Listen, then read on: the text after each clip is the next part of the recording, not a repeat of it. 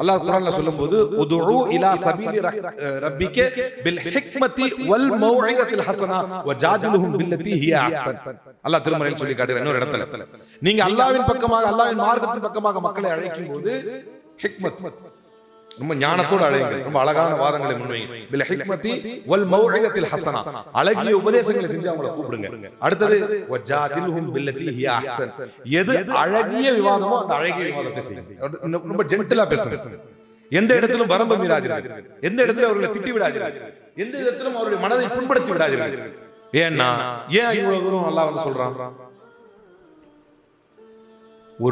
நீங்கள் ஒரு முஸ்லிம், இந்த மத மார்க்கத்தை பிற மக்கள்கிட்ட போய் கொண்டு போய் சேர்க்க வேண்டிய கடமை உங்களுக்கு இருக்குது. நீங்க இது ஒரு நல்ல கொள்கையா இருக்க, இதை கொண்டு போய் சேர்த்தா நல்லதுதானே நீங்க நினைக்கிறீங்க, உங்களுக்கு அந்த கடமையும் இருக்குது. ஆனா அதை செய்யும் போது ரொம்ப கவனமாகவும் ரொம்ப நிதானமாகவும் பிறரை திட்டிவிடாமலும் அப்படியும் இப்படியும் நிறைய ரூல்ஸ் போட்டு அல்லாஹ் ஏன் சொல்றான்? இதனால இந்த கட்டுப்பாடுகளை விதிக்கிறான் அல்லாஹ்.